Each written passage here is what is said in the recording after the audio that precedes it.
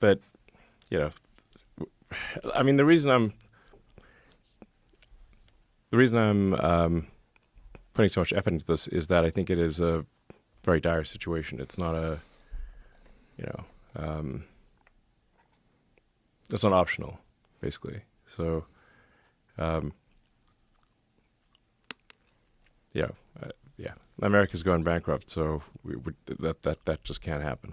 It's just bizarre to me that some people aren't willing to look at it correctly. They're not willing to see like how much chaos this is, how much waste and fraud there is, how much can be trimmed, and how much. Just because people have jobs doing bullshit doesn't mean your tax dollar should pay for this bullshit. Yes. I mean, we found just with a basic search of the Social Security database that there were 20 million dead people marked as alive. But were they getting money? Some of them are getting money. What percentage of them? It isn't clear. We're actually trying to run this through. I was trying to get an answer right before the show. What it looks like is that most of the fraud is not coming from Social Security payments directly, but because they're marked as alive in the Social Security database, that they can then get disability, unemployment, sort of fake medical payments, and other things because they're marked as alive in the Social Security database. Mm. So it looks like it's a bank. The fraud is a bank shot, essentially. They bank shot into Social Security. They just do an "Are you alive?" check, and then get fraudulent payments from every other part of the government. Oh, yeah, and this exploits the fundamental weakness in the government is that the various government databases, they don't talk to each other. So they talk to each other very poorly in a very limited way. So the way that the system gets exploited is by taking advantage of the poor communication between the various databases in the government. To give you an example of like what's happening, say, Treasury, which is improving rapidly, the main payments computer is called PAM, like payment accounts master database or something like that, but everyone calls it PAM. That's responsible for almost $5 trillion of payments a year, roughly $1 billion an hour.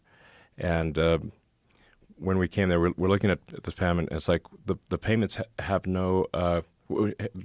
You could put a payment through with no payment categorization code, and no description on the payment, like basically untraceable blank checks. This is the kind of thing that if it was done as a public company, the company would be immediately delisted, and the executive team would be thrown in prison. But this is just normal at the government.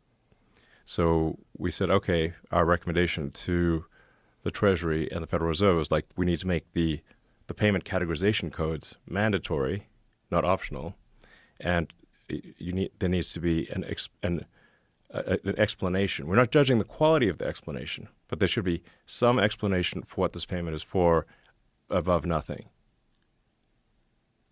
That's a radical change to the system that is being implemented now.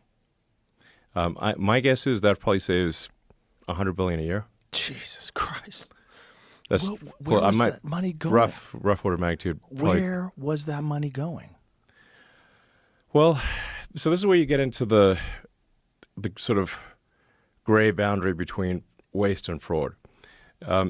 If money is sent to a person or organization from the government, and you didn't really deserve it, but the government still sent it to you, is that waste or fraud? Right.